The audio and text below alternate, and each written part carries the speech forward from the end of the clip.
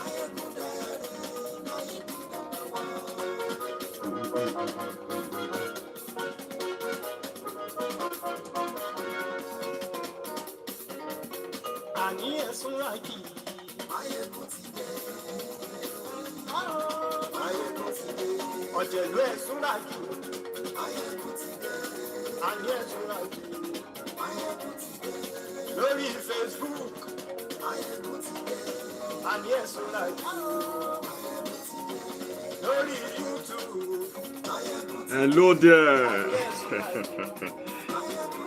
Yes, we are live. Maiyegun today. Maiyegun Mawi. Maiyegun today.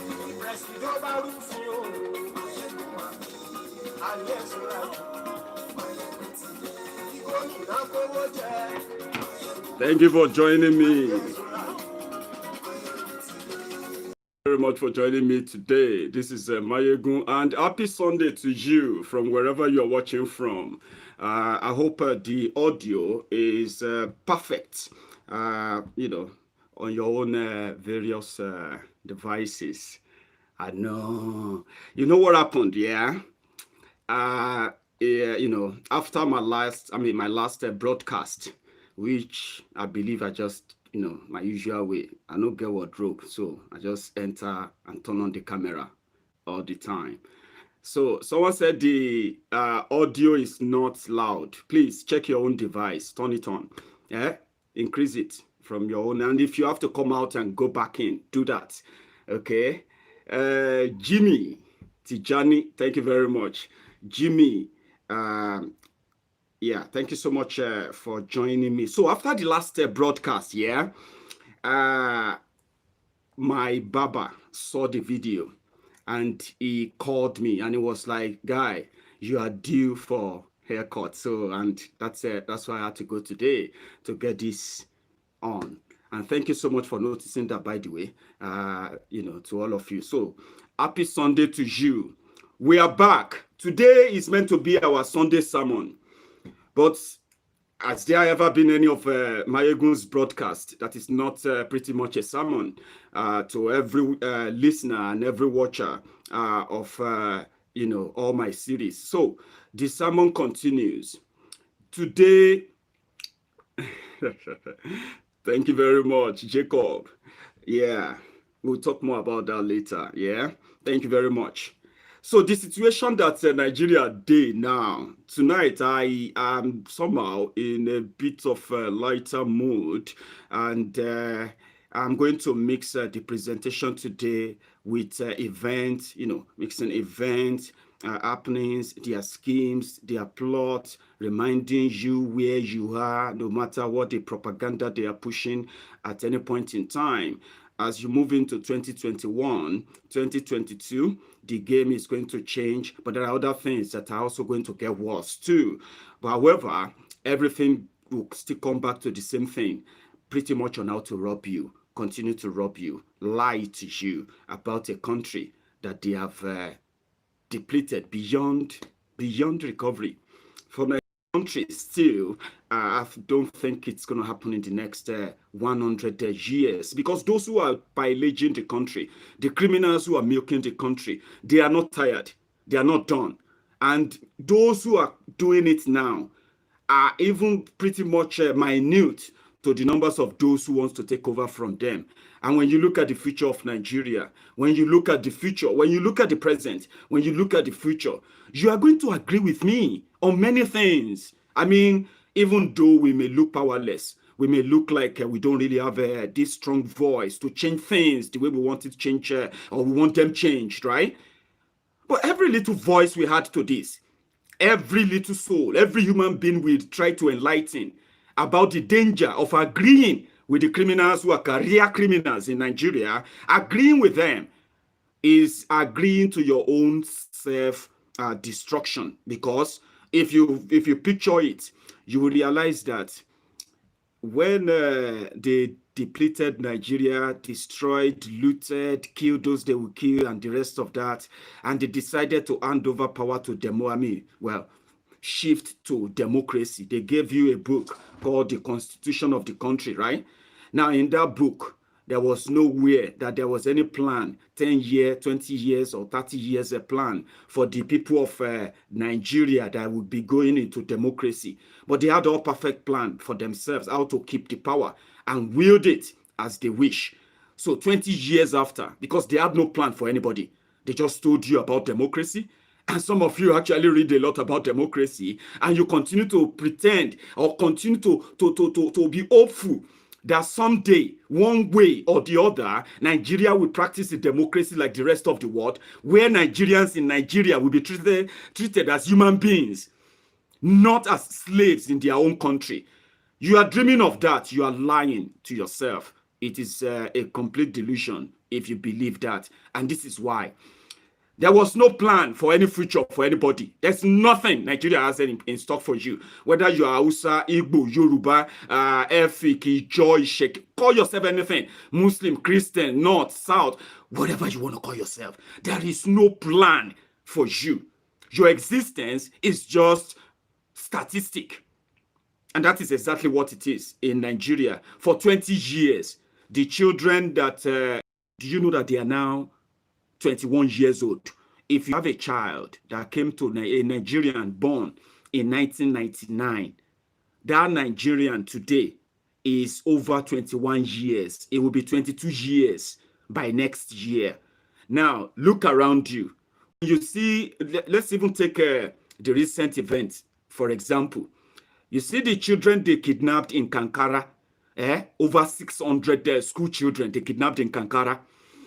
From the statement of the victims, the students, they said those who came first on bike to kidnap them, they are young boys within the ages of, what do you call it, between the ages of 17 and 23. Now, there you have your picture. There you have the narrative I'm trying to paint here, right? Nigeria had no plan for anybody in 1999 when they were going into democracy. There was no plan for Nigerians who succeeded and gained democracy in 1999. No plan for them. There was no plan for those children that would be born. You know, the new Nigerians that will be born in 1999. So, okay, in 10 years old, they will be 10 years old. What kind of education are we going to build for them? What type of infrastructures are we supposed to be putting in place? You know, all that kind of plan. There was nothing, right?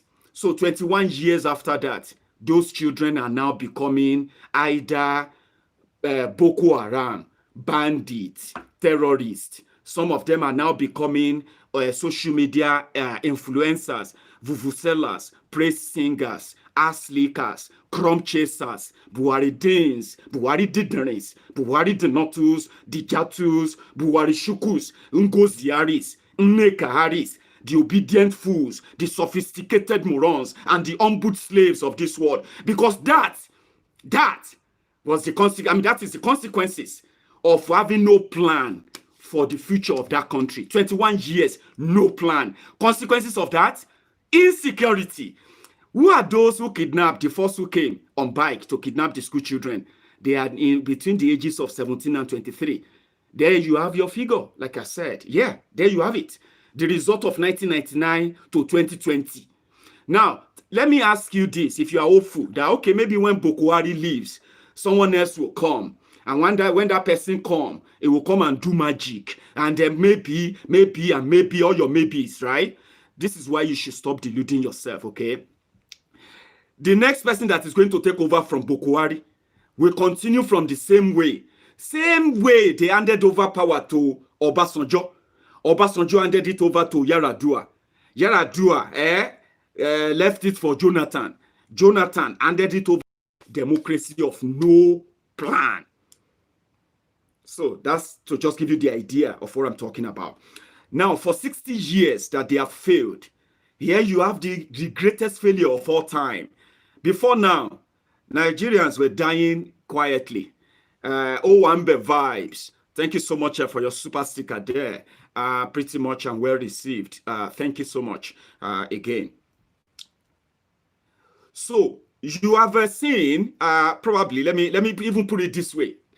Last 5 years of Nigeria is the moment of truth for Nigeria. It is the moment of truth for those who are Nigerians. Okay? I am being civil here. I don't want to use the usual adjective, the Nigerians, because it's all lies. Listen, it's all lies. Everything they told you about, about Nigeria are pretty much lies. And when you look at all of them in context, in practice, and in reality, you will realize that you are going to agree with me. That's the point. You know, some people will tell you things or make you realize things that you've never really probably seen from that perspective before, and it will be so sad to agree with them, because this is the reality. For 21 years, Nigeria had no single plan for the future. As we speak right now, they continue to talk about uplifting 100 million Nigerians out of poverty. Buhari wants to uplift 100 million out of poverty. Do you know what Buhari did? To give you statistics for statistics now, before Buhari came to power in 2015, the numbers of official million, okay, that is the first 15 years of democracy. 13 million Nigerians are officially, they have no job. Among those they believe they have job, they said, well, there are other 40 million Nigerians who are seen as working. You know, they are employed, but they are called underemployed. You know, where some people are doing teaching job for 10,000 naira. Some people are doing, just doing one or two things with their income. That was 2015. In 2015, the numbers of out-of-school children, they pegged the number at around 7 million. But now the number has increased to 13.5 million. Okay? Now, not just that. You see, those who had jobs in 2015, then, they have lost their jobs. In 5 years, the numbers of those who are now jobless officially in Nigeria, they are now in the region of 30.3 million of them. Okay, so that simply means that Boko Haram doubled unemployment, and those who were probably secured in their jobs before Boko Haram became president, they are now jobless. And when you become jobless, when your income dwindles, you know what will happen next? Your life will change. You will become poorer. The worst fear that is pushing many of those Nigerians or many Nigerians into further corruption, where policemen will not get paid, right? It will be the policemen are underpaid. Now he will not even get paid, and he has no right to protest against that, right? So he needs to go on the streets and molest the citizens, where he can harass them and extort them, so that he too can get some money for his own. Last 5 years, poverty increased. Now we have 128 million Nigerians living in the worst poverty description ever that you can see anywhere in the world. This is a statement of facts. In 5 years, okay, You have also witnessed that part of the reason why Nigeria is poor is because of insecurity. Abi, insecurity. You can get kidnapped on your way looking for what to eat or how to feed your family. You may get kidnapped inside your home, in your own house. And then you will have to cough out hundreds or tens of millions of naira to free yourself. So before it became this worse, before it got to this level, what they were doing in northern Nigeria was to breed and raise army of ignorant, ready-made terrorists. Do you get this now? That is what they have been doing over time. Now, what Nigeria has become now is what they have now managed to now start doing, or they've started doing, especially in the last 5 years, at the national level. And you know when they say at the national scale, frustrating everybody economically, turn you down into a waiting bomb, a frustrated, scared, feared individual in your own country, and every little thing you will snap, and you can't even tell yourself why. Insecurity, one of them. Nigeria military budget is in secret, and there is a reason for that. You see, the criminals in Abuja, they know that they will only remain powerful as long as now. As much as they can continue to make their money, they will be protected, and in return, they will protect the regime. So here is where things really get complicated. The government in Nigeria right now came to power simply because of increasing insecurity in northern Nigeria. Mass politicians in Nigerians who contributed to that insecurity. In fact, those of them who are actually benefiting from the insecurity, politicians, clerics, and so many other traditional rulers in that area, they buried and covered up the recruitment of terrorists in the name of religion in northern Nigeria over time. But when it was right, when it was time to unleash them for political reasons, they did. But what happened now? They have lost control. So the control they have lost is that for years, in 20 years of democracy, northern Nigeria did absolute nothing. Northern Nigerian leaders, the criminals there, they did absolute nothing but to recruit those who will later burn down not just the northern Nigeria, but the rest of Nigeria, which has now led to people and then so many other tribes in Nigeria, moving on now to protect themselves. Insecurity, poverty, you cannot separate both. But in the case of Nigeria, it is multifaceted. And how? You have the insecurity, which was caused by corruption, okay? Corruption, which led to mismanagement of a public fund, stolen public fund that denied millions the opportunity to have access to adequate infrastructures like health, education, even security. Corruption denied the people all this. And for years, this has now breeded the army of ready to kill and burn terrorists. That's what they have in the northern Nigeria right now. When it is convenient for them, they can use them for politics. But as we speak right now, even if the northern criminals, even if they decide that today they want to stop terrorism, they can no longer control it, because influence of greed, selfishness, and then using a religion, they are at their most vulnerability. So this is what they have succeeded in doing. They have used their religious leaders to continue to put it in the heads of these poorly educated citizens that they continue to breed over time for 20 years. And what is the result of that? Terrorism. And how is Nigeria and you from the other part of Nigeria beneficiary of this mystery? Because you are part of Nigeria. Here are why. Nigeria military budget every year is shredded in secrecy, which means that you cannot get the exact. They have segmented it in a way that, when the chunk of this money that will be stolen in the name of protecting the country will be done, what they did is that they segmented them. They give them different names, parastatals, sectors, sections, and all of that. And they allocate hundreds and hundreds of billions of naira to these different fake agencies. But the result is just more killings, more kidnappings, more ransom, more insecurity, and more kidnappings. Now, more that I'm talking about, they are not just news anymore. There are victims, there are bodies, there are body counts. Okay, so here we go. As one country, as they want you to believe, right?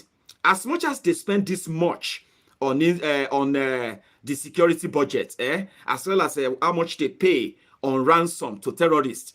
So when you look inward, and you see the results they are bringing back, and other ways that they have managed to devise to tap into further wrecking that country of yours, terrorism is not grounding. It's not slowing down. Now, in 5 years, the numbers of internally displaced people, when we want to use fancy words, we say internally displaced. But let me tell you who I'm talking about. The refugees, Nigerians who have become refugees in their own country, who are now living in different, homeless shelters across the northern Nigeria. They are called internally displaced persons, refugees.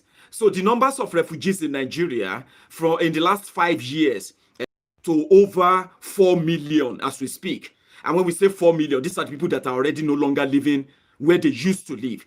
They are no longer farming, or possibly be able to go to farm where they used to farm. Their villages have been ransacked. Some villages in southern Kaduna, I'll give you some areas too, okay? In 5 years,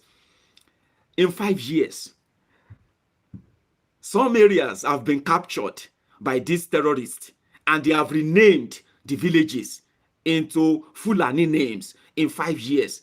With so much money, billions pumped into fighting the insurgency, you will realize that every penny Nigeria is spending on fighting Boko Haram is a penny spent in arming, prioritizing the Boko Haram terrorists. You see, don't buy the lie. You see the lie of bandits, Fulani terrorists, Boko Haram, ISWAP. Do not get confused, okay? These are the names manufactured by the media in Nigeria. The same terrorist group are the same people doing the same thing. And the same people in government in Nigeria right now, okay? So, and when you look at their mode of operation, when you look at the report of eyewitnesses and all these attacks carried out, they are all the same thing. But the only thing that is different now is that Nigerian army, genuine Nigerian army, or let me say the Nigerian army, they are not interested in going after them. Question this, okay? Someone said the broadcast is breaking. Sorry about that, okay? Let's manage it. You will catch up somehow there. Sorry about that. So you can move it. You can move the screen. Touch it. Touch the screen and move it, and you'll catch up, okay? Sorry about that. Sorry, yeah. So, as I was saying, you will realize that every time that they tell you that, oh, Nigeria received these so weapons, right? That same week, Boko Haram will attack. And Boko Haram will carry out attack. And you will be asking yourselves, where are those weapons we saw on Facebook? Where are those weapons we saw on Twitter? This new delivery, this new plane that can fly at night and locate people. How come these weapons are not being used to stop these people? Another example is this, okay? If you Google it now, if you go on Google and search for Nigerian military weapons delivered, you will see thousands of pictures, possibly hundreds of videos, short videos, that they display of our weapons. But when Boko Haram attacks, when they go anywhere, those they are calling bandits, whenever they go anywhere, okay, they will do this for hours. right? For hours. And you'll be asking yourself, is it that they don't have anybody to fly those fighter jets they always display, or even the one they always fly whenever they have events inside their Eagle Square in Abuja? You'll be asking yourself, and that is where Maiyegun General, and me and my team of investigators, we are private investigators, all of us, or what you call it, with their arts, those who are regulars, they will tell you that we are private investigators. When, like, for example, now, they kidnapped 600 children.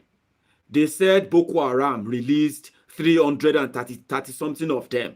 What happened to the remaining 280 of them? What happened?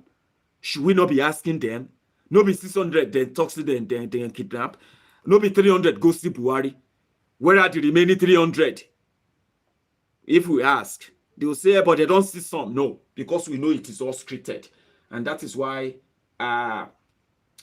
just one sec, please. So look at that. Look at the kidnapping of the Kankara boys. For 3 days, so the story is that the boys were kidnapped. They shot the security guard. They shot other security personnel, policeman, and they assembled the boys. They moved them. Nobody challenged them. The children walked for 3-4 days, and they walked from one state in Katsina, Kankara, where Boko Haram where Boko Haram comes from. So then they moved the children from Kankara. No police, no exchange, no fight, no nothing, no alarm, no nothing. The children, 600, they moved them into the forest. No Air Force, no nothing. For 3-4 days, the children walked. They were supposed to be in their school uniform, by the way. But anyway, the same will not to ask too much questions, but we'll go ask because we look into details too. So when they finally released them, okay, so they moved them into the bush for 3 days or 4 days. And before you know it, for some of you who have no idea of moving them into the bush, moving them from one state to another. If you are from Lagos, Shebi, you know how far Lagos to Ibadan is. Do you know how far Lagos is to Ibadan is, Abi? Or if you are from the, okay, let's say if you are from River State, Niger Delta, Shebi, you know how far Port Harcourt to Benin will be. How many states you go pass? So now think about this. How do you think, like, let's put it this way, right? 600 human beings for days, and there was no encounter. There was no nothing. All of a sudden, they came back. They said they are negotiating with them. The governor of Katsina State is the one who negotiated with them. Miyetti Allah. They say no, it was Miyetti Allah that negotiated for them. No, they said no, it's not Miyetti Allah. It is this Zamfara guy that negotiated for them. Okay, they said no, it's not Matawale. It's not Matawale. It is in fact who else again? They shall give so many names. So last, they paid them $4 million or 4 million pounds, whatever that is, right? So they paid them $4 million, and they returned the children, but they didn't return 600. They returned 330 something. Okay, yeah, the army. The army said they are also the one who rescued them. Then the Air Force. Now I remember. God bless you, Jare Obabweki. Faith. Thank you. The Nigerian army said no, they were the one who rescued them. That they didn't pay any ransom. The Nigerian Air Force said they were the one who located them and rescued them. Right? But the children are back, but they are not 600. Shouldn't people be asking, where are the rest? Well, they went, they did it again. Yesterday, I believe, they kidnapped another 80 school children. This time around, they are Islamic school children. They kidnapped 80. Today, police said they have rescued all the 80. We didn't see picture, we didn't see anything, we didn't, we just believe that they have rescued them. So that is what brought about this theory today. Nigerian criminals who have raised monster through their greed, selfishness, self-centeredness, bigotry, as well as, nepotism that has eaten deep into the fabric of all of them. Hausa, Igbo, Yoruba, all these criminals who claim to represent all these tribes. Why their people suffer, killed, murdered, kidnapped, raped, molested, displaced, turned to refugee in their own country. This Babariga, these criminals in Babariga, these criminals in Isiagu, all these criminals claiming to represent their tribe, representing their region, calling themselves political leaders, right? They are not. End of the day, the monster they have built, the monster they have made is about to consume everybody. Terrorism is coming down south because there are willing tools too. The funniest thing is that people think they can just you can just rub it off and say, Baba, Southerners too like life. They cannot kill themselves. You will be wrong. In all honesty, you will be wrong. There are people who are ready and willing, because the way it is now in northern Nigeria, okay, some ragtag thugs can just group themselves together, form a gang, and take anybody hostage, collect ransoms. People are already doing it. Do you know that? It's only when they are caught you realize that they are just some amateurs who are trying to be or some wannabes. But that is what the reality is now.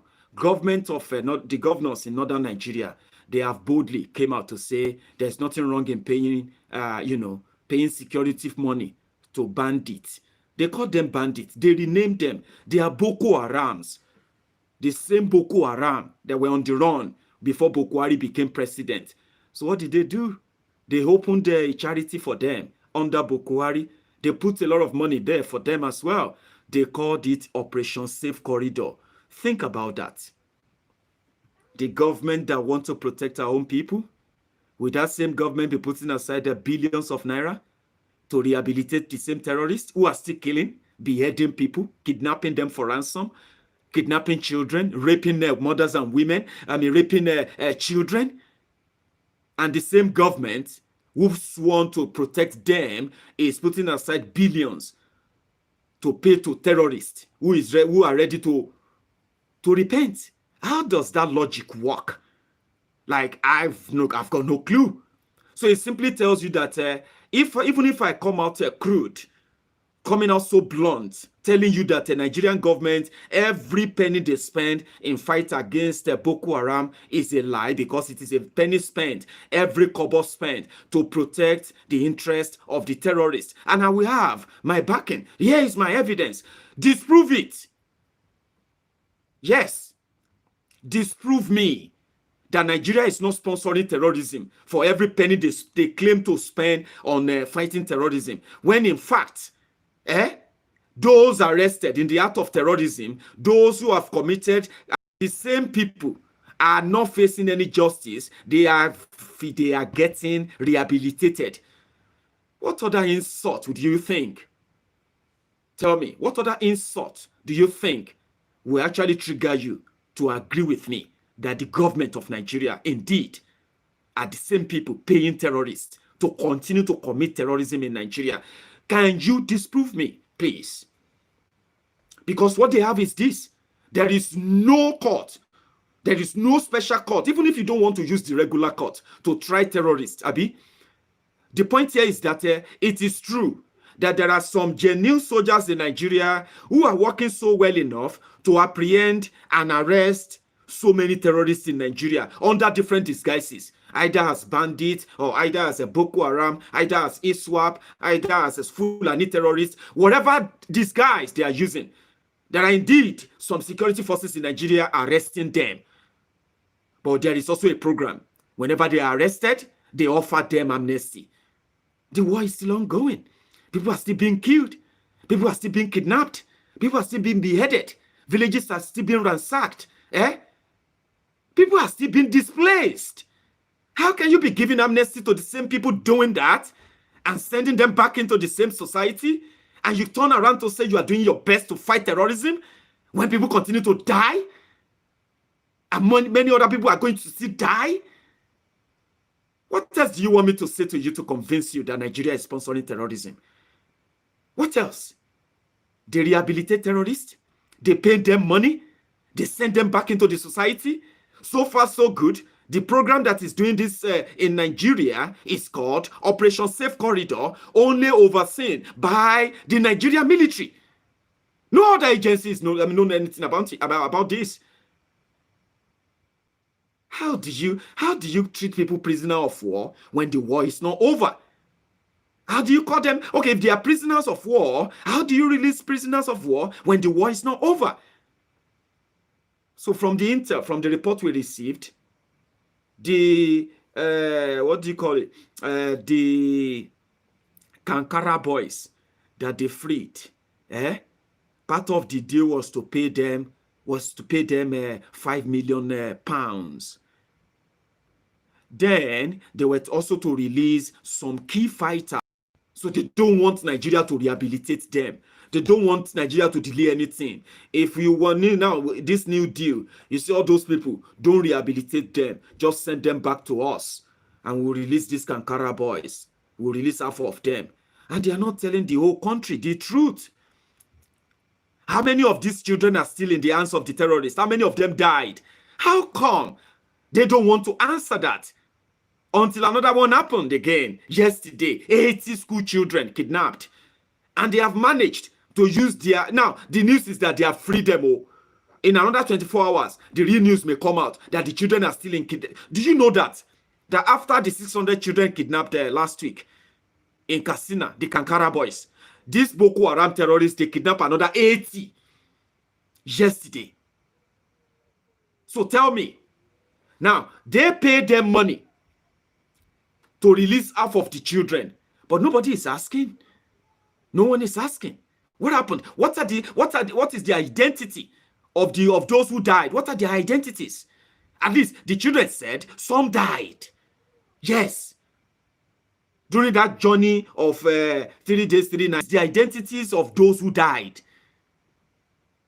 They say 600 children were kidnapped. How come 300 were back? And then, yeah, great. Everybody's done well. Great. Then, 24 hours after they released them, they kidnap another 80. It is because they are no longer in control. You see, before now, let me put it this way. Maybe you will understand what I'm trying to say better now. You see, before now, these criminals, who are getting their guns, their weapons, the money, food, drugs, and everything from those who are also organizing the war against terrorism in Nigeria. They are getting it from the people who are now in government in Nigeria, okay? Over time. And hang on.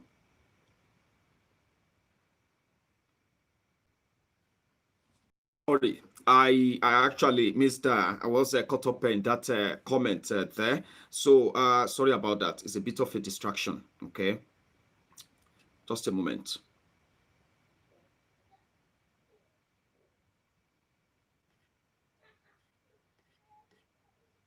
Yeah. So initially we believed that, I mean, we all know then that they were using them for their political, or for their own political advantage. They can tell them what to do. They can tell them when to do it.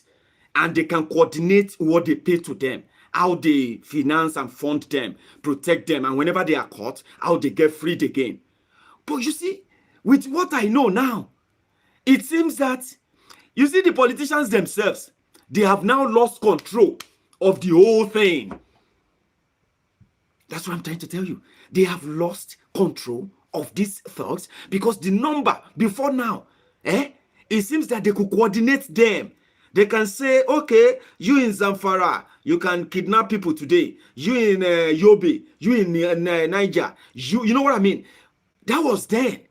Now that the terrorists themselves now know that there is more money, instead of waiting for the politician to pay ransom, just go out there and kidnap people. They will obey gun. If they don't obey, kill them. When we kidnap them, You see, their families will pay ransom. When they pay us money, that's better. Instead of what these politicians will pay us when they tell us when to do this or do that. I don't think I don't know if you are digging with me. When Boko Haram started, the founder of Boko Haram, he didn't call it Boko Haram then. The meaning of Boko Haram is like book is Haram. Western education is Haram. Okay? So, but when they started, it wasn't like that. It was purely politics. It was a governor, somebody who wanted to be governor of a state. He put together some Islamic fanatics, some Muslim fanatics in northern Nigeria, poorly educated children. And there's this guy called Muhammad Yusuf or Abubakar Yusuf, whatever. So the guy was like a cleric. You know, this small alpha, them clerics, There are many in northern Nigeria. There are many in southern Nigeria too. So you see this guy, now, he happened to be somebody who had relationship with somebody who want to be governor. Okay? So, come. If you work for us, people listen to you. When you preach, people listen. Let us use, you see, if I become governor, I will make sure that Sharia become the law in this state. That governor who started that, his name is Alimodu Sheriff. Alimodu Sheriff, ANPP. Do you remember APP? You remember ANPP? The primary political party that Boko Haram always contest from. So then, the only state that they have at the time, Alimodu Sheriff, the only state where ANPP was so strong in the north was where Alimodu Sheriff was governor. So before Alimodu Sheriff became governor, he went to all these Islamic jihadists and he told them that if they made him governor, he was going to make sure that Sharia become the law in the state. So that was how all of them enter politics, so that that person will become governor by fire, by force. So that Sharia, and they can be able to teach big places and Sharia, Sharia. So the guy became governor. And he made Muhammad Yusuf, the founder of Boko Haram, he made him a special advisor, personal assistant to governor on Islamic and youth affairs. Do you get that now? That was how the guy entered government. They sit down with governor, sit down with everybody. It wasn't a killer then, no killer, no nothing. Then they do second term. And when this guy became governor again, he seems not to be in need of the guy anymore. Okay? Sharia is not forthcoming. The guy is agitating, asking, Baba, where's Sharia? Where's Sharia? Sharia is not coming. When they realize that the guy wants to cause trouble, they set him up like they always set people up now. Okay? So police arrested him. As they arrested this Shiite leader. What is his name again?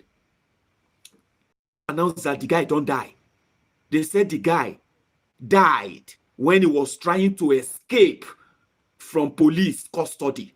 And the foolish people, when they want to share the story, when they want to share the picture of the guy that was running away from police custody, his hands were tied, his legs were tied, he was not wearing any clothes, he was only wearing which means he was executed. The picture made it to the public, Now so Alhaji Shekau come be, then so then give birth to Alhaji Shekau. That was how the politicians then, were able to recruit those disgruntled terrorists from Borno State, recruit them for national projects. Nigeria, let us terrorize everywhere. So that because for politics, political optics, it will work well. So they were in control. They were those putting pressure on government to negotiate with the terrorists. They are those who are telling the whole world that the government is not doing anything to stop terrorism. So they were like playing both sides. At some point, they even nominated Boko Haram to be their negotiator with government of Goodluck Jonathan. When they realized that instead of Buhari to go there and negotiate, Why can't we just push Buhari to be president? So we'll just get person inside, and that person will not need any negotiation again. Do you get that now? So the scheme, the scam, and all of that is what brought about change. The change, the scam, then was that they are coming to end terrorism. Remember?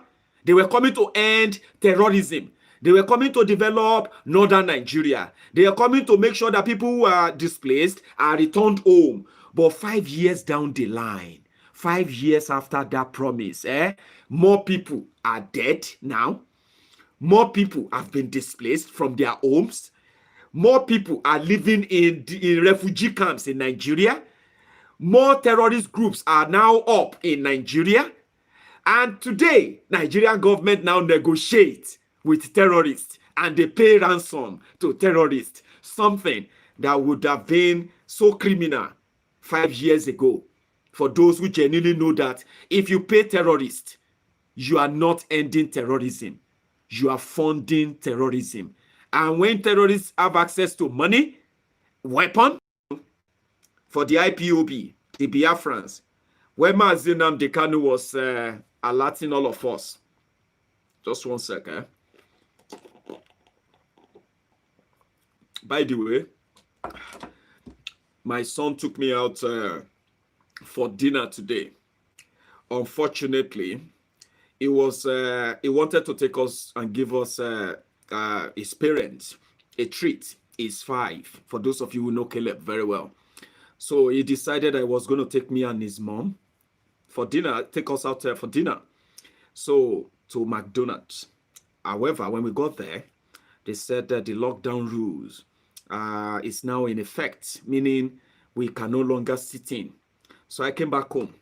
Well, we came back home with our McDonald's and all of that. And after munching that, I decided to come here and relieve some stress, like many of you too who are plugging in, just to relieve some stress, get some fresh facts, dot the line, and then across the T's, and get to know that when we tell you that there is no way out with what they have put together right now in Nigeria, there is no way out. Everyone is trapped. The only way out is to begin the process of especially what I'm coming back to Mazi Nnamdi Kanu's issue, because it's a very bold move that some of those who are condemning it today, they are going to come back to embrace it because the reality will set in very soon. But yeah, except they break up Nigeria, get rid of that fake constitution written by the military to continue to be in power, even though they don't have to wear the uniform. And with what Buratai the Butcher, with what he's managed to do with the Nigerian military so far, you will agree with me, that indeed the 1999 constitution, which gave them this power, this illegal power, to trample upon everyone and be irresponsible, like they are not responsible to anyone until you get rid of that 1999 constitution, the fake document, or break up the country. What is happening is bigger than what you are seeing right now. But many of you will be dragged into it. Not because you like Wahala, it's because you are a Nigerian, okay? The war that is going on in Nigeria is beyond what they are telling you. And if you are prepared, if you get to hear this and then you are prepared mentally, you are doing yourself a great justice, right? Because if those in the northern Nigeria, especially those who are going to be trapped, who are trapped in that northwest, north central, northeast, those who are facing all these terrorists, given different names by the government, but they will never face justice or face prosecution. Those who are the victims up north, if they have the opportunity to see this happen elsewhere, maybe they will be more prepared than what they are facing today. Today, the government of Nigeria disarmed powerless people. They disarmed armless people. They disarmed the people in northern Nigeria from defending themselves. If you stand up anywhere against any of these terrorists, you will be treated as the terrorist. And think about that as a southerner. You may say that we will not take this shit. No, we will not take it. Those who are probably not going to take it, that if they tell me that they are not going to take it, I'm going to believe them 100% are the Biafrans. And I'll tell you, we received the news that Amotekun, including some OPC gang in an area in Ibadan, an area notoriously known for that violence and gun violence especially. So eventually they shot and killed themselves. They killed one person. They retaliated and, to go and kill the other person. But the media, the bad media in Yoruba land, decided to call that the attack perpetrated by Amotekun. So we will use everything to decimate ourselves, suspect ourselves, while the danger that is lurking around us are there so much in plain, they are hiding in plain sight. I'll come back to you, my brothers and sisters in Yoruba land. But look at them, the Biafrans. When they tell you that they are not going to, this is not going to happen. Baba, I believe them 100%. Not because they have all these criminal politicians who cares about them. It's because they care about themselves and they have a leader in someone that cares so much to put words into action. Mazi Nnamdi Kanu. You see that Eastern Security Network, ESN, it is a preparation for what is coming down south. Those who are going to really claim to be ready are the Biafrans. They're talking about those who knows what is coming. Those who believe that, well, if you don't stand up to protect what is yours, you will watch it being taken away and you being decimated and turned into slaves on your own land. It happens over time. Listen, okay? In human history, go and check it from time immemorial. You will realize that, war, Kankara, and all of that here and there, have sort of led to people leaving their own primary ancestral land. You know what I'm talking about? So you will watch it in 2020, when they will take over your land and your government will sign all the penal code, sign all the agreements that are pretty much against your interest, like they are doing in northern Nigeria right now. Do you know how grateful the people of Yobe State, the people of Benue State, the people of Niger State, people of Borno State, Kaduna State, where else? Plateau State in Jos, okay, Kebbi, or where Adamawa, all these places. Do you think if their governors, the people who are living there, do you think if their governors who are kidnapping the people, who are terrorizing the lives of the people, do you think the people living in northern Nigeria, they will not leave the sign, or what do you call it, the sign of relief, if their governors are not busy looking for the NSAS protesters, or looking for those who are abusing Buhari, looking for those who are criticizing Buhari? If they are not busy with that, if they are busy recruiting volunteers in northern Nigeria right now, do you think the people of the north will not be safer than they are right now?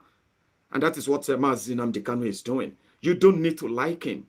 You see, I like you, I love you. They are burden words if you don't mean it.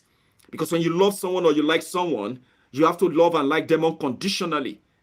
And you have to like them unconditionally, And meanwhile, when people say, oh, I love you, I like you so much, I don't respect you, it's a burden to me. It's something that makes you feel like, oh, I don't want to disappoint that person.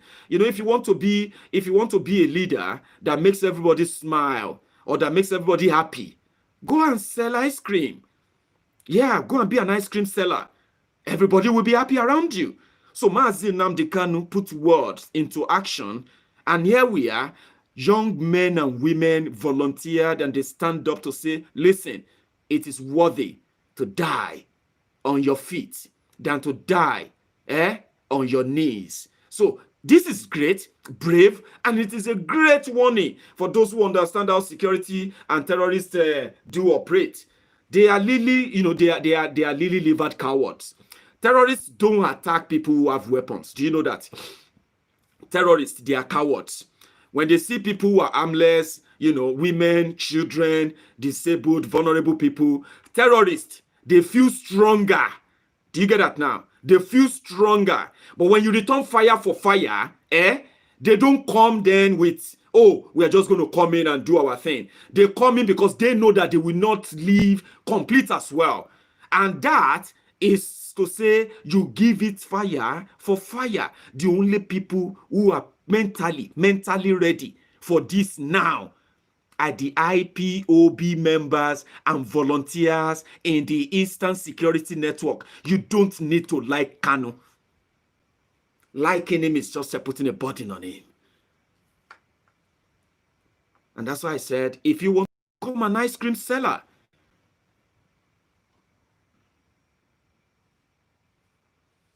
Do you get that now? Go and become one. They are the only people ready. If you hear anything,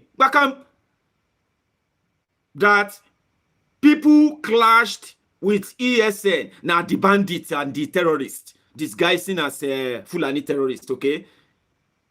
So this time around, there is not going to be any mad cow in the eastern, in any forest in eastern Nigeria that will be carrying AK-47 about, intimidating farmers who are holding cutlasses, threatening and killing armless people with reckless abandon. They will think twice. And that is exactly what should be done when the government loses control of the terrorists they built, they made. That is the point I'm trying to make here.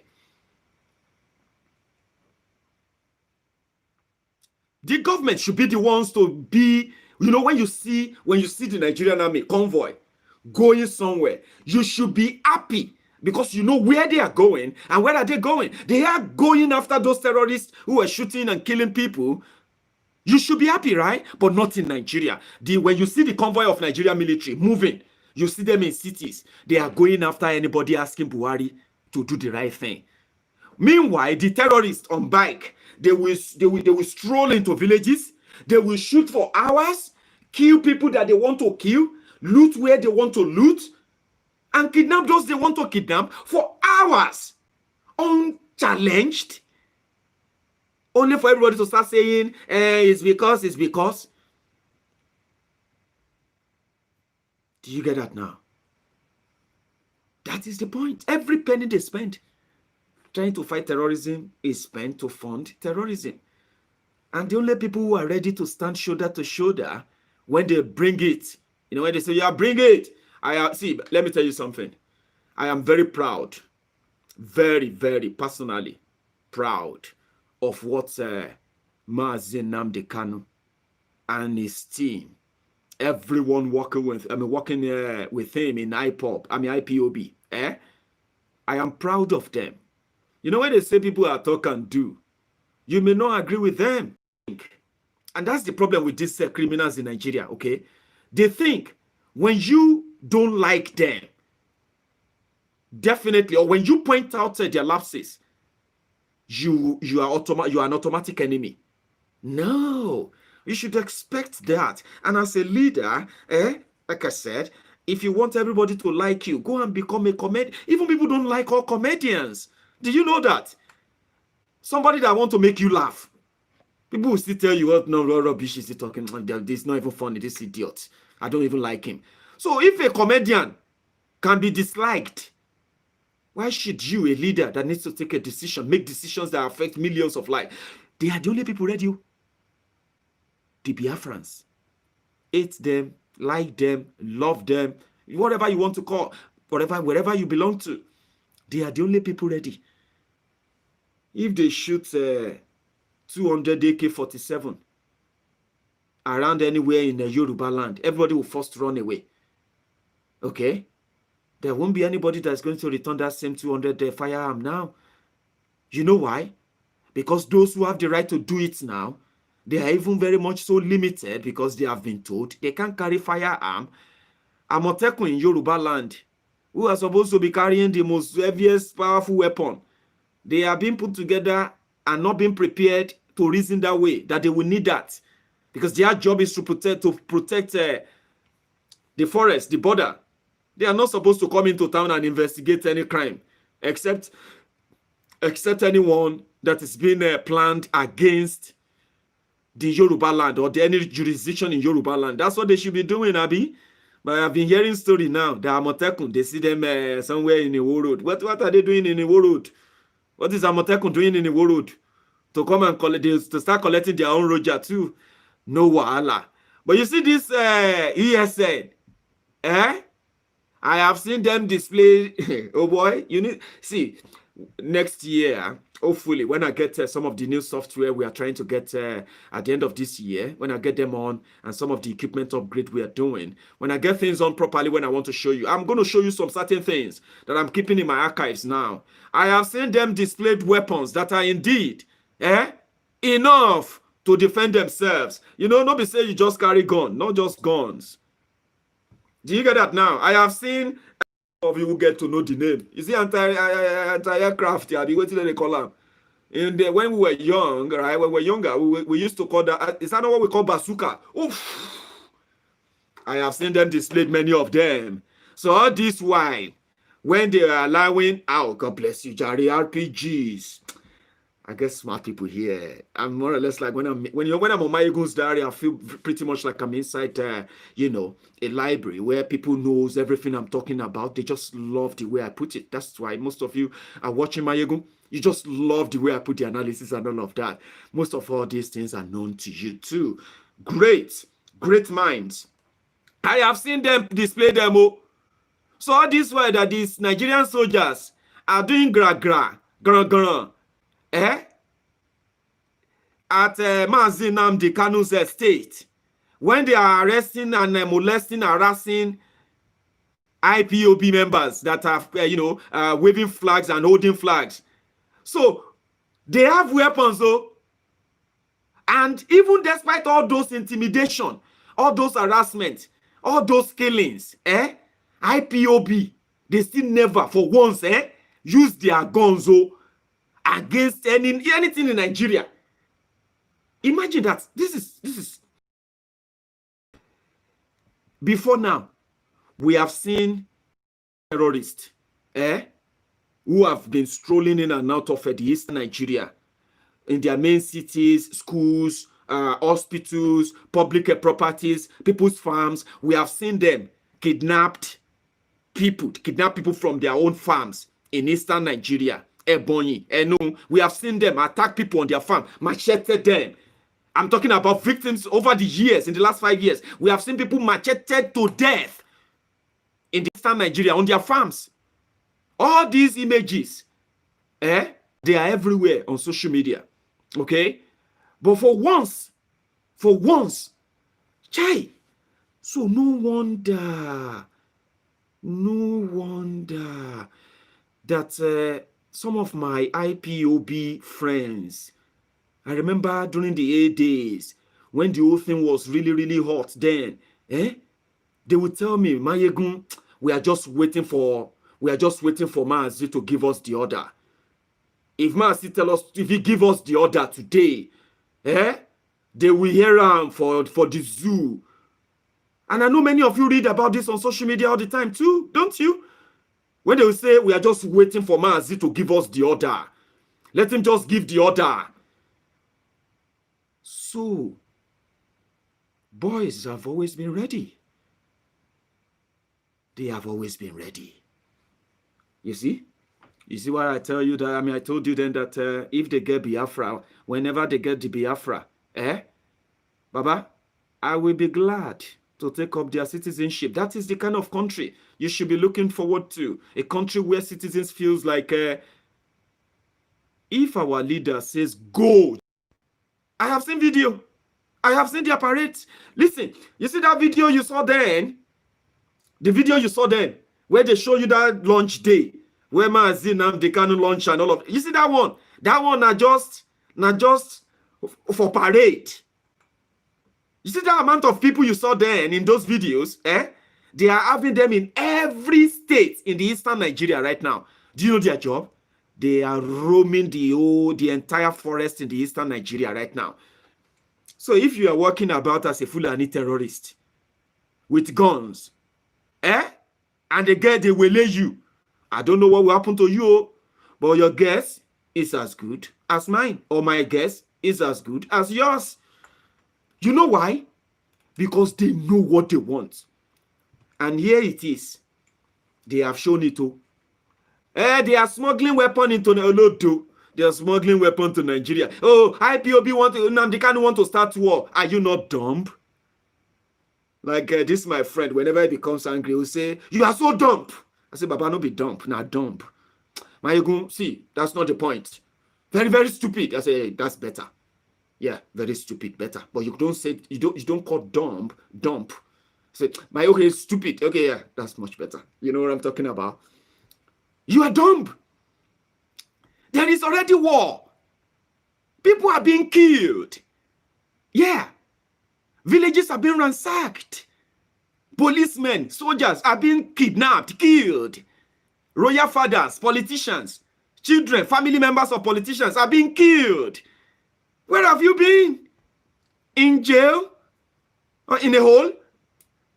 Or probably you've been... Nigeria don't happen to you, are we? Baba, come around. IPOB are not starting war. They are getting themselves ready to defend themselves against the war that is going on because they know it's going to be turn by turn. Boko Haram cannot protect the north.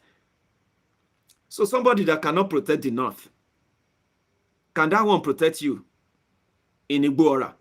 Can it protect you in Ekpe? Can it come to Abakaliki to protect you? Or come to Umaya? Or better still, come to Okija? Person that cannot protect people in Kankara, 2 hours away from Daura. Eh? They are not starting war. There are losses already. Where have you been? Eh? Maybe you think when they start shooting you is the only war. There are more. Have you heard about economic jihad? Economic war? Let me give you an example of economic war.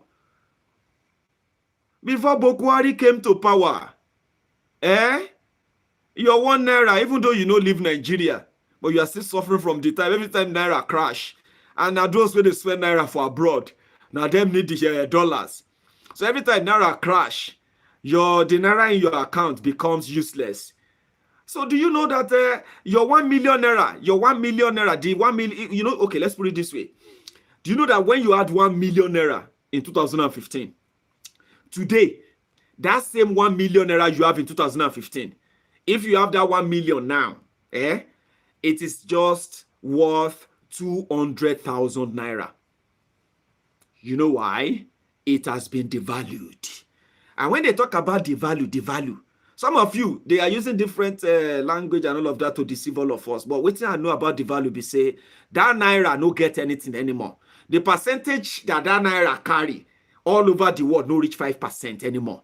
And what does that mean? Simply mean, it means that every time you want to buy, every time you, let me put it this way.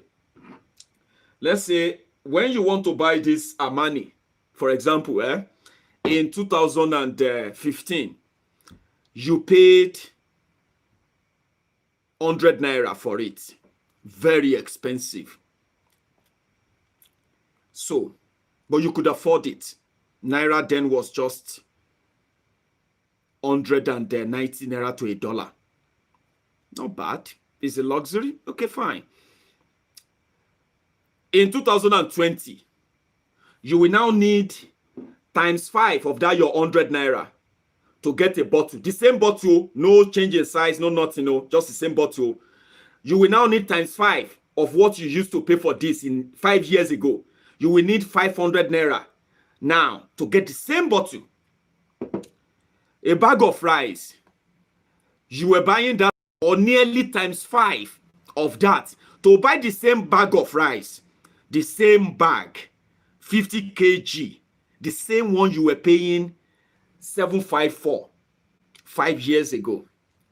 Not because they have built new electricity grid, not because they have built this wonderful fastest train network in Africa, not because they have built this wonderful new hospitals all over the place, and nothing.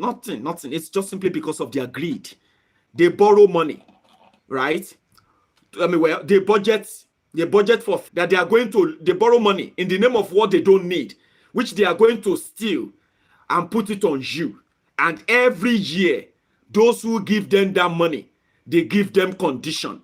And when every condition they give to them affects the naira, the one in your pockets. And that is where the economic jihad comes from. You will lose your job. You will lose some of your customers. Sales will reduce.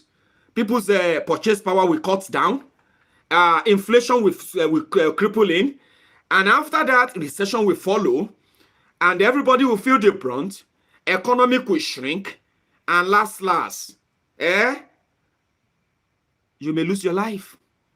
So at the end of the day, all war, now war. What about ignorance war? The reason why they deliberately destroyed education in Nigeria. Because they know that even if they know that Nigeria cannot help you, even if you get educated, they will still destroy the education anyway, so that possibly you will not even be useful to your life after you finally leave that. Leave their schools. So they destroyed education. They declared ignorance war, jihadi, to make sure that they will continue to feed the mind of the young ones and the old with propagandas of things that can be not what has been or what they are doing to make things happen. So they continue to feed them with the wrong narratives. They continue to miseducate them. They continue to drive the whole thing by locking up schools so that you don't have access to get any education. Even though when they open the schools, they have also managed to doctor the type of education they will give to you there. So that even when you come out, your type of education will continue to them up as long as they pay you. And that is why many people who are now graduates, as they have become so jobless, so useless, that Nigeria has turned them out to be, they would rather become PA, SA, to MC Oluomo, speech writer, special advisor, to Koko Saria, to this terrorist, to that terrorist, to this politician, to that politician. And they continue to lie, through their teeth, to continue to tell you the lies of a country these criminals are building. And when you sit down and look back, you ask yourself, where is the 21st century? Are we knowing what is going on? Because everywhere looks like more or less like Syria, part 2. So think about all of that. You see, all this war are the reason why some of you are easily triggered. You easily get angry. And when you ask yourself, when they ask you why you are angry, why are you so angry? You say, well, maybe I shouldn't have overreacted. Yeah, you overreacted because Nigeria happened to you. Nigeria keep happening to good people because they are in the wrong country, a very terrible, badly run country. Everybody can continue to give excuses. Everybody can continue to give excuses. But the consequences of every action they are taking, every minute, in the open, in the corner, in the secret, in the open, every of those actions, the consequences of them are catching up with Nigeria day and day in, day out. The children, they fail to train. The schools, they fail to open. The infrastructures, they fail to improve on. The facilities they are supposed to provide. The law and order that are supposed to be working for the people.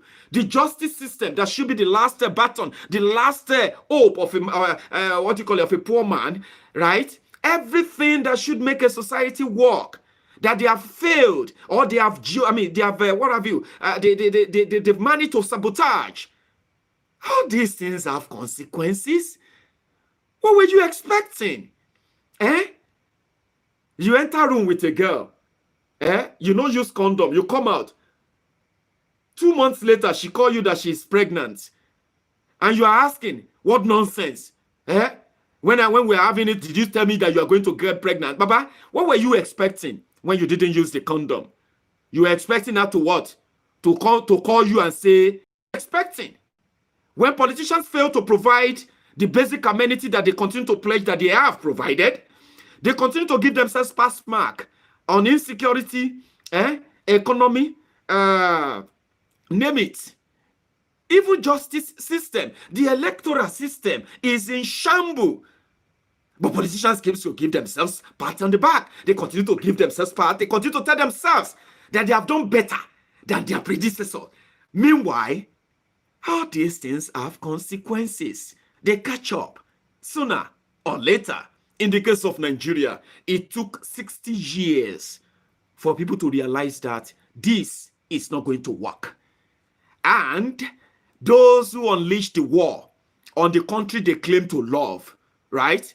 they have now lost the control of that war. The terrorists, they have breeded over time. They have graduated. They have learned the rope. They now know that they can do better independently without those who brought them into the business. While those who are supposed to protect everyone, I mean those who are actually claiming to be responsible for all your protections, the military, the government, and the rest of them, they continue to make money from it. How sad? How sad can you describe that? So they turn to make money from it because they have lost control. They can no longer control these criminals anymore. So what do you expect? Everyone is now on his own. You are on your own. I am on my own. Biafrans are on their own. They know that long before you and me. Here we are. Here we are. Who is going to defend the South? I read some. I actually read it somewhere. Thank you so much, Victoria Odili Akpom. Thank you, my dear sister, Victoria, for your super sticker there. I got ones, I got a few others earlier. Kathy, sorry, I'm using a different device tonight, so I won't be able to bring it on. But thank you so much. I have seen it as well. Kathy, for your super sticker as well. I got another one from Kazim Olamide. KZ. Thank you so much for that, okay? If you are still watching, pretty much received and well appreciated. Yinka 2009, you have also become a member of Maiyegun's Diary. You can become a member of Maiyegun's Diary Politico, okay?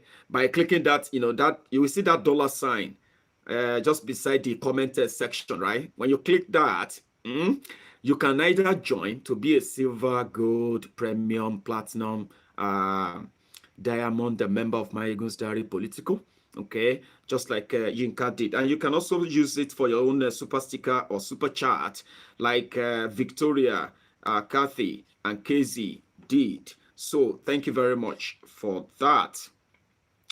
So the only people who are ready are the Biafrans, and that is why I'm so happy when I received the Ndigbo, the Yoruba, the Southern leaders in general, right? So if, Ohaneze, they have now asked Boko Haram to suspend 2029, to prescribe 1999 rather, constitution. They are asking him to do that in 90 days. And including the leader of the Oduduwa Republic campaign. They have all come together. You with me? They have come together now to ask Buhari to do something about 1999 constitution. It is the fake document. Let me give you a quick recap why that constitution is the reason why Nigeria will never work again.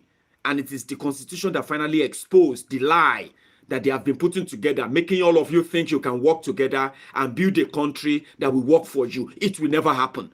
You see in that constitution, all the power, 98% of all the power in Nigeria, is in what is called exclusive legislative list. You see that exclusive legislative list, that is where you have the executive, the legislature, and the judiciary. Do you get that now? So they are those who can make laws on virtually everything in Nigeria. They are the ones who can say, okay, state, let us sign a law to let all the states control their resources, or how much money we'll give to this person. They are the only ones. So if you are as much, Nigeria is supposed to be a republic. For some of you who are not government, decide that your Federal Republic of Nigeria. You see, federal alone, federal is not a singular. Federal is plural. And I don't know if I can say plural too, because there are components around federal. There are something that comes together, okay, that finally have one unity. But there's also something called republic. That republic means that people from everywhere in Nigeria, me from Ijebu, you from Otrupo, or you from Sokoto, or you from Esako. All of us, we came together and we agreed that we want to be one country in 1999. That is what 1999 Constitution says. So they are all of us, so as a people of federal republic, that we came together, we agreed. Me, I no agree to anything. And I remember that except for politicians who went to cut the deal to form political party to share in the loot, Yorubas, Hausas, Igbos, they were not part of that deal in 1999. Part of that deal in that 1999 Constitution. Because that Constitution was written by the military. They took away all the power and gave it to the president of the country. So if you want to be president, you need the blessing of the president. If you want to be speaker, if you want to be chief justice, if you want to be police IG, if you want to be service chiefs, if you want to register your company, if you want to sell your company, if you want to borrow money, if any state want to borrow money, if any state want to do anything, all of these things needs approval of the president. They are not just telling you. They use the constitution. They say executive. And they continue to dance around it. We are amending it. They have been amending the Constitution of Nigeria, 1999 Constitution since 1999. Rather than that to give you democracy, it continued to give you rigged election, brutality, criminals coming to power, to usurp your power, take it and then, brutalize you. That's what they have been doing, because that is what the Constitution says they can do, and they will get away with it. Get rid of it. Get rid of it, and you'll get rid of half of what is delaying you from breaking up of Nigeria. And they say if Buhari don't do anything in 90 days, then they will begin the process of breaking. We'll go praise you. Let us all of us just go mad all at once. Okay. Jennifer Roland, dear sister, thank you. I got your super sticker there. Pretty much appreciated. I love you guys. Thank you. Gloria Olenlu Okoigbo. I don't know if I pronounced that right, but I'm pretty sure I pronounced the Gloria very correctly. So thank you so much for your own super sticker as well. God bless. Thank you. So if Ohaneze Ndi Igbo in the process of getting rid of 1999 Constitution, they are going to begin the process of breaking up of Nigeria. Yes, everybody will come back to agree. Arewa, they are coming too. Arewa. Those are the ones that are pretending now, disguising. They are also coming. You see, those that will come first, they will be the Middle Beltons. The governor of Plateau State, he done sing another tune now. After they went to Kaduna to call NSAS protesters terrorists. He's singing a new tune now. He's now singing a different one, whereby he's saying they will defend themselves. Against who? Against NSAS. Or against Boko Haram jihadist brothers and sisters. Yes. The one from Benue, that one said, we will not take it, this renewed attack on the Benue people, that this Fulani terrorists, just they wake up. All of you will begin to ask, very soon, you will begin to ask that 1999 Constitution should be what? Should be binned, trashed. Like Mazi Nnamdi Kanu have been asking that let my people go, because if you break up that 1999 Constitution, you throw it away, and we have to write a new Constitution. Bagamu. That is where you will now know that I don't know if that is what Mazi is also waiting for, by the way, but if it is part of what he's waiting for, people are saying, me and I don't think I like that, because once they get rid of 1999 Constitution and a new one is to be written, everybody will need to put a memorandum in. So when you put a memorandum in, right, a memorandum means that you can submit referendum as your own request from the Eastern Nigeria. And guess what? When they put it to vote, they will win. Referendum to be added to Constitution. The moment you added Constitution, they have the numbers that they need to go into any referendum and win. So the journey is coming home. It's coming closer. So Ohaneze Ndi Igbo that are fighting Biafran, the IPOB members, there are some other governors too who are now saying something needed to be done about the 1999 Constitution. I have been reading. Listen, if you think people are not watching us, if you think people are not listening, I am one of those that so many people, that unbelievable people are watching and they listen to us here. They follow Maiyegun's diary a lot. They are watching. I have been reading everywhere now, where we are now seeing churches, where we are now seeing the men of God, Christians, Muslim, where we are now seeing Yorubas, other political leaders from other places. They are now saying 1999 constitution are fraud because it is not even in the interest of the northern Nigeria. Those who wrote the constitution and gave it to Nigeria, Abdulsalami Abubakar, his own people right now in Niger. You know they are from Niger. Niger State, Babangida, Abdulsalami Abubakar. Niger State, as we speak right now, you may not be hearing much of them in the news. Now, the headquarters of the ISWAP and those cross-border terrorists, they are there like mad as I talk to you right now. Niger, not Niger Republic, Niger State in Nigeria, where Babangida, where Abdulsalami Abubakar come from. But with 1999 constitution, they will continue to kill his people. Yes. And he will do nothing. That's the point. Yeah. Oh, guys, it seems that more of my friends are, ladies. One thing is that I've got just 21% of my friends here to be female. But tonight, with that number, it seems I have many of them watching me tonight than their male counterparts. So, Victoria Kalu, thank you so much for your super sticker, and I love that design. The jumping. I love that. Thank you so much for that. Eluyomade Nelson. Nell, thank you so much for your own super sticker as well. Greatly and well, greatly appreciated. Thank you.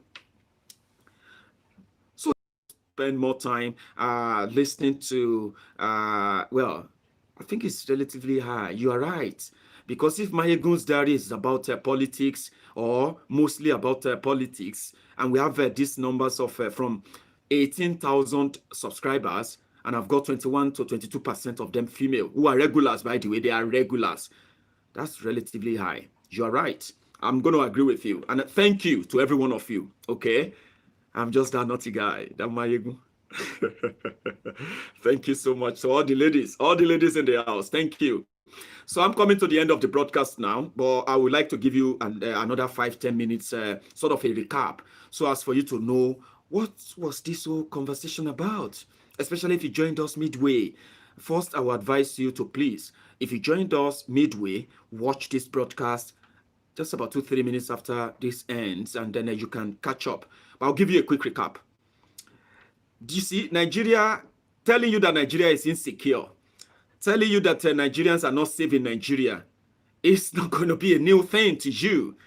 But reminding you that knowing that Nigeria is not safe now is not enough information for you. But knowing that Nigeria is going to get even worse, simply because the criminals who have the chance or access to power right now, their intention initially was not to end the insecurity and protect the people from all fronts, right? Their intention was not that. Their intention was to grab the power and protect the interest of the enemy of the country, because they used to be enemies too, and they are still very much enemy. They are enemy of the country. The people who felt like they would rather rather raise arm of a terrorist against their country than put effort into place and convince people, right, to lead the country. So the effect of that is that over the years, after trillions of naira spent, and Nigeria now in debt as a poverty capital of the world, right? It has now become so obvious that every penny that this government in Nigeria spends in tackling insecurity in Nigeria is actually not to tackle insecurity. It is to reinvest in insecurity in Nigeria and to further escalate it. And you as a Southerner, you need to be worried. And telling you to be worried all the time is not even the point. It is just to those who can make things happen, like Mazi Nnamdi Kanu, who did for them in Igbo land. Because as it is now, it is pretty much clear that even though they gained power, through this same organized violence and terrorism. They have lost control of the boys that they used in gaining this power. Because these guys now realize that they don't have to wait for government to tell them to attack and get paid before they make money. They can actually go out there, kidnap people en masse, kidnap children en masse, and get paid by the people kidnapped instead of government. Because they know that the government will never be honest, will never be truthful. Since government will not be honest and truthful, it is better to avoid or jump the middleman. Okay? Before now, the people in government today, they were in opposition. So whenever terrorist organization, the Boko Haram, whenever they attacked, these people who are now in government, they will be those who are screaming most, asking the government of Nigeria to negotiate with the terrorists, to stop this terrorism, to pay them. But the government of the day at the time refused. So when they gained power, they started making that payment. Now they have been paying that, thinking that will reduce crime. And these boys will no longer attack, kidnap, or kill anybody again. But as I am talking to you now, it is time for everybody to begin to know that, yes, they are using these boys. But as we speak right now, no matter effort they tell you they are taking or making in reducing or fighting the terrorism in Nigeria, it is a lie. Every penny they spend in fighting against terrorism in Nigeria is a penny spent in providing and funding terrorism in Nigeria, because it is so obvious that they have lost control of which terrorist or which group or which camp they can control anymore. They have lost the control. These criminals are now operating under different disguises like bandits, Fulani terrorists. When you ask, what are the grievances of these guys? Why are they upset? Why are they killing people? Why are they destroying villages? Why? There is absolute no answer. These are just bunch of ragtag drug addicts who are, they are good for business. Terrorism is good for business for them. Government pays, they make money, people die, fine, everybody moves on. But the point there is that, yes, the business has been good for them, worse for the country, economically, I mean, everything. Now, they have lost control of them. They can no longer, let me give you another example before I go. The Katsina State Governor, Bello Masari, traveled kilometers into the forest looking for the leader of bandits in his own state. The person kidnapping people in his state. The governor of the state with the commander, GOC commander for the Katsina, this commander, police commander, this, with all the security contingent, cameramen, and they traveled into the forest looking for the leader of bandits in Katsina State. When they got there, they met the bandit leader. When they met the bandit leader, he wasn't arrested. He was offered money. You listening? He was offered money to release some people he's kidnapped. And government will be paying him money if he never kidnap anybody again. Police was there. Soldiers were there. Other DSS were there. Cameramen, everybody. Even the bandits, they took pictures. Bandits took pictures with the governors of the state just to show that a deal of 500 million naira, 500 million naira was struck. Now, when the state governor walk into the den of bandits and pose for picture and share the picture, what does that tell you? What does that tell you? Does that tell you or show you the people in control of what they have created? What they are doing right now is that they are managing it because they have lost control of it. And since they have lost it, they are coming down south. They are already there, okay? And I don't think Amotekun is ready. And if Amotekun is ready, or let me say if the Amotekuns are ready, they are not ready in the entire Yoruba land. That scares me. Yeah, that scares me. I know I have seen pictures of Amotekuns in Ondo. I've seen Amotekun in Oyo. I haven't seen Amotekun elsewhere. Biafra. I have seen them in Abia. I have seen them in Enugu. I have seen them in Imo, Owerri. I have seen them in Abakaliki, Ebonyi. I have seen them in all the eastern states of Nigeria. You can call it stunts, you can call it whatever. But if they burn you well, carry gun, carry cow, enter eastern Nigeria right now. As we speak, in the northern Nigeria, the government of Nigeria came out to say, before you can go to your farm, you need security clearance. What does that tell you? Does that tell you, does that give you an idea that of people who are still in control? After Masari, after Bello Masari, the governor of Katsina State, after he met with this bandit and his group, and they took pictures, 2 weeks after that, this same person was declared wanted. You know why? He killed 14 soldiers. They said, after this meeting, 24 hours after the meeting, the bandit leader released 1,400 captives, people in captivity, citizens of the country. The governor gave him 500 million naira, promised that they will be paying him 300 million naira every month. 2 weeks after that, they said the guy don't go back to kidnapping. So they sent soldiers to go and find him. They killed 14 soldiers. Which bandit go kill 14 soldiers, sent to go and arrest somebody? If not Boko Haram, now only Boko Haram fit kill soldiers like that, and you know it. So they've lost control. So wherever you think you're having that mind or that confidence from, I don't know. Do you get that now? I don't know. Wherever you think that those who are telling you this truth, those who are telling you to dot the line, we're not asking you to do anything because there's practically nothing you can do. We're only asking you to stop believing the lie they are telling you and continue to believe that those standing up against them, I mean for now, are the enemies. Because when you stop believing them, you will start processing some of this information clearly. I mean, with clearer mind and all of that. Sorry, I nearly missed that super sticker, which is great. Thanks so much. I've got another one. Okay, yeah, I think that was Illusion Mate. So thank you so much for your super sticker as well, okay? So like I told you just a few days ago, right?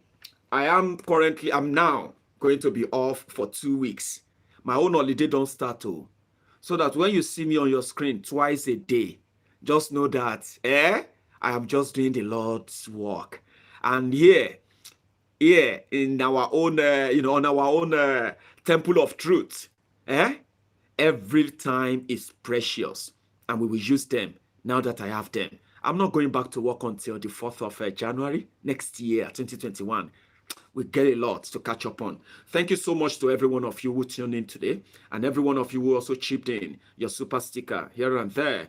You are amazing. Every time you make my night like this, I go to bed happy because I don't know how easy it is for you to listen to Maiyegun.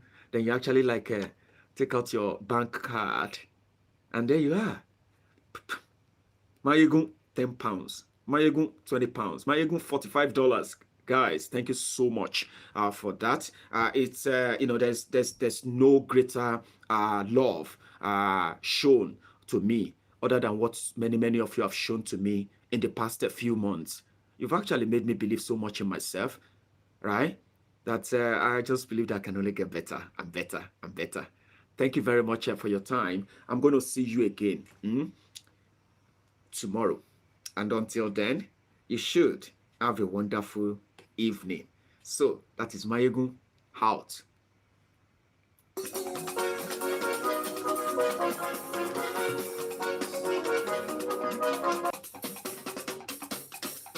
Thank you. Maiyegun làwọn mọ̀ ọ́ làwọn dódódódó. Maiyegun Diary, Maiyegun làwọn. Maiyegun làwọn mọ̀ ọ́ làwọn dódódódó. Maiyegun Diary, Maiyegun làwọn. Maiyegun ti dé o, ọ̀rẹ́ ará yìí. Maiyegun Diary.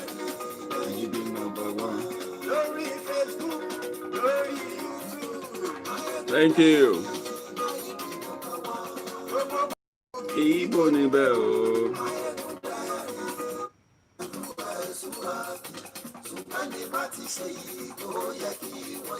Ọmọ bá dérò ní fi wọn níran. Wọ́n fowó bẹ́ẹ̀ o, Maiyegun. Ó sọ pé wọ́n ò gbẹ́bẹ̀. Wọ́n fowó bẹ́ẹ̀. Maiyegun ó sọ pé wọ́n ò gbẹ́bẹ̀.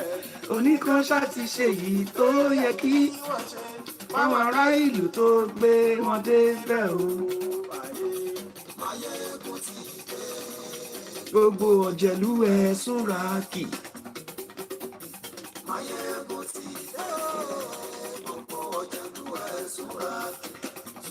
Bá ti ṣe yìí tó yẹ kí wọ́n ṣe, ọmọ bá dérò ní fi wọ́n níran. Máa ìṣeré ọ̀rọ̀ yìí kì í ṣẹ̀fẹ̀. Máa ìṣeré ọ̀rọ̀ yìí kì í ṣẹ̀fẹ̀. Ẹni bá ti lè lẹ́bọ̀ lẹ́rù o, má lè ro kàṣàyè tú wọ́n síta. Mo ti dé gbogbo ọ̀jẹ̀lú ẹ̀ súnra kì. Maiyegun ti dé gbogbo ọ̀jẹ̀lú ẹ̀ súnra kì. Ṣùgbọ́n ní bá ti ṣe yìí tó yẹ kí wọ́n ṣe, ọmọ bá dé. Thank you very much. Thank you. You should have a good night.